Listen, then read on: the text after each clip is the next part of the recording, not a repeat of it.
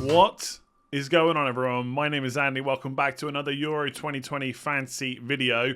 This is the Matchday 1 preview. So I'm going to go through some of the questions that you've put to me on Twitter. I know this is out a bit later than normal. I won't even go through the day I've had trying to sort one little problem out that has taken hours and hours. So I thought I would still get this out just a little bit later. And I'll have my team selection video out tomorrow. Okay, around 2 or 3 o'clock, probably 3 o'clock. But in this one, I'm just going to go through some of your questions that you, like I said, you put to me on Twitter. And I'm going to do it a bit interactive because some of the questions are about subs, captaincy still. There's still some confusion about that. And then premium defenders and stuff like that. So if you enjoy it, give it a like, hit subscribe. And I'm just going to jump straight into it, to be honest. I'm going to just click through to the next screen. So let me just really quickly go through captaincy and subs again. Okay, captaincy, you can change it every day of a match day. Okay, so if I just make this smaller because the stupid UI on this thing. So this is match day 1. You can have a captain for this game, and then you can have a captain for one of these 3. And then the next day you can have a captain for one of these 3 games, then one of these 3 games on Monday, then one of these 2 on Tuesday, and then that's it. If you swap to a captain on this last day and they blank, then your captain blanks. Right? You don't get points every single day. You only get them once. So if I have Insigne, he gets 5 points. Captain, that's 10. And then on the second day, I switch to Lukaku. Then Insigne is back to 5 points. Doesn't matter what Lukaku gets. And no, you cannot go back to a player that you've already taken the armband off. Because obviously, if that was the case, it would just automatically set your best player, right? So that's captaincy, okay? And then obviously then we go on to match day 2. That's a fresh start. You can captain someone from one of these 3 games, then one of these 3, etc. And obviously if you hit a good amount of points, which, to be honest, I would say 8 to 10 is good in this. There's no bonus points or anything like that. So don't think that you need to be hitting scores of like 15 plus to not swap, okay? So that's captaincy. The other one is subs. People are still confused. You can make a sub. You can make subs every day. So again, match day 1, you're on this. Let's say you've got an Italy player. They get 1 point or 2 points. You want to switch. You can switch to someone from this day or whatever it might be. So the way to play is to set your team with the players playing first in the first 11, and then the ones that are playing later on, you know, if you've got like a Portuguese player, for example, they're playing last, they should be on the bench, and then you swap as you go. Once you swap someone in, you can swap them back out, but obviously once you've swapped them out, that's it. You can't then bring them back onto the pitch again. And the formation seems to be the biggest issue people are having.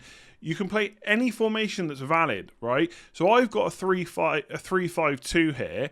If I bring on... This is my current team, by the way. It might change a bit. If I bring on Lewandowski for Alaba, right, and if I did that during a match day, then that's now 3-4-3. Simple as that.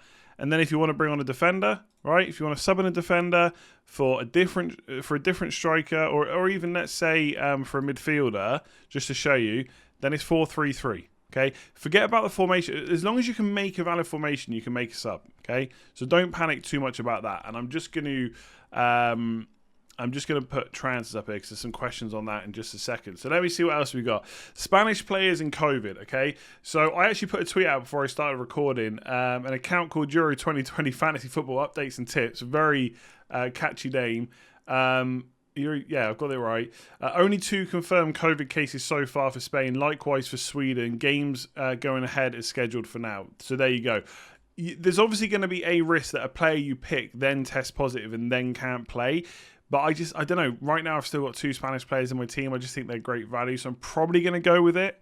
I think they would do everything to play these matches. You don't want to get into a situation like the Premier League where you're postponing matches for too long, right? It's a tournament, so you've got to get them done before the end of the tournament, right? Should we risk Stecklenburg or Krul? Because we don't know who's going to start. If you were going to risk one, I think I would risk Stecklenburg. That seems to be what Dutch fans think is going to happen, that he will start. But there's other 4.5 million goalkeepers. You've got Bachmann, Austria, for example, could be an option instead. Right now, I don't have one. I'm just not too sure about the Dutch defence in general. I think if I have anyone, I'll just spend 4.5 and go for Wijndal instead. Is it worth the risk? Probably not when you've got goalkeeper subs. If we get any kind of inclination from the manager or the press or whatever that Stecklenburg is the starter or Krul is the starter, then yeah, it probably is worth it. But if we don't know, I'd probably just ignore them. This is a good question. Double attack, right? So I guess one question, should we do double attack, right? Should we go for it? And the other question is, are there any teams worth attacking with double? So like right now in my team, for example, I've got Insigne and Berardi. That's double Italy. I think for most teams, there's always like a small issue with them. Like, I don't know. So if I go to England, for example, so Harry Kane, you could go with Mount, maybe, but the rest of them, Foden, Grealish, Sancho, etc., Sterling, you just don't know who's going to start. So that's a problem. If you go for Holland, then realistically, I don't think you're going to want any of the midfielders because Berghaus isn't going to start now by the looks of it. So it'd have to be Depay and Weghorst. Definitely got that wrong. And then you're taking up an extra forward slot with another Netherlands attacker. So it's not that you can't double on attack, because obviously you can, right? And in some cases it's worth it. But you don't want to block too many other players. Like France, expensive forwards. Germany, just not got the fixtures right now. Portugal, you could go Ronaldo and Jota. Ronaldo and Bernardo Silva is not that bad of a combination because Ronaldo gets you that good captain and the other one is kind of an 8.5 million decent enough midfielder. So I wouldn't say you can't do it. The only reason you don't see it too often is people are trying to get the best option for their team and from that particular team, i.e. the nation, etc. And it just doesn't usually fit to have more than one. If Moreno was nailed, for example, then I would consider Moreno and Torres double up, just because of the price. But for a lot of other teams, it's hard to do. Like even Belgium, right? So a lot of us have got Lukaku. Will Hazard start? Will De Bruyne start match day one? It's not looking great. And even if they do, it's 11 million plus 10 or 11 million plus 10.5. So it's a bit too pricey to do, I would say. This is a good question. So with the risk of teams being qualified by match day 3, should we focus on not setting up for this game week, i.e. Carrasco? Now, bearing in mind the two players I've just spoken about, De Bruyne and Hazard, if Hazard's not fit and De Bruyne's not fit for match day 1, it could be Mertens and Carrasco. So I quite like that as a punt for match day 1. Now, the question is, because teams might be qualified by match day 3, should we only focus our attention on match day 1? I think it's not really an issue, but for a lot of us, if we're doing Limitless Match Day 2, that is leaving the option open to wildcard in Match Day 3. So if I get through to Match Day 3 with my squad, and I think too many players are going to be rotated, I don't want to take the risk, then I might just wildcard, right? But if I can get to Match Day 3, the team looks okay, I'm not really missing too many players that I would want, and I can fix that with a few free transfers, then I save my wildcard for later on. I guess the question is, how many different players would you change if you went for a match day 1 only strategy? I'm not sure it would be that many. If there is a lot, right, if you would genuinely make a lot of changes if you were just focusing on match day 1, then yes, commit to it and use both your other chips in the group stage and just hope that last 16 to quarterfinal will be okay. To be honest, it probably will. If you think about most of the teams that are going to be in the last 16, and then you look at their opponents, like obviously England, if they top the group, will face one of probably Germany, Portugal, France. That's going to be tough. But in the higher or the other side of the draw, like Italy, Belgium, they're probably all going to get a team that they can beat in the last 16. And therefore you bet on their players getting through to the quarterfinals. So it's not the end of the world to use both your chips in the group stage, but I would probably commit to it, to be honest, if you're going to do that, and just go for the win. Why not? Is Ronaldo worth the price? You can do a lot of extra with the money. He likely won't be your captain because he's on the last day. Yeah, I'm still torn about Ronaldo. I've got to be honest, I agree on the captaincy thing. I think the chance of anyone not hitting a captain score they're happy with before Ronaldo plays is unlikely, but I still think he's a great option. The other thing I like about him, if you're not using all your chips in the group stages, is you can switch him on match day 2 or match day 3, whatever your strategy is, to any other striker because he is the most expensive forward in the game. So could it be Mbappe for match day 2? It could be Kane for match day 3. Like if England aren't qualified, then England's final game, match day 3, is Czech Republic. You might want Harry Kane. He also plays on a separate day to most of the other contenders. Like if I just switch back here, match day 3. So Harry Kane plays this day, same as Czech Republic, Scotland, Croatia. There's not really a big hitter in any of those teams possibly worth going for. So you could switch from Ronaldo to Harry Kane, which is on my mind. Obviously, if England are qualified, we might see Calvert-Lewin or someone like that play. But that's the beauty of having Ronaldo. He lets you switch to anyone else. But I do agree on the captaincy like question, like why you're questioning Cristiano Ronaldo, that you might not want him. So yeah, if you don't want to go for him, you can spend that money elsewhere. Go for it. The thing for me is there's just so few expensive midfielders. I guess without Ronaldo, if you go to like a 6 or a 7 million forward, that's 5 million plus to spend.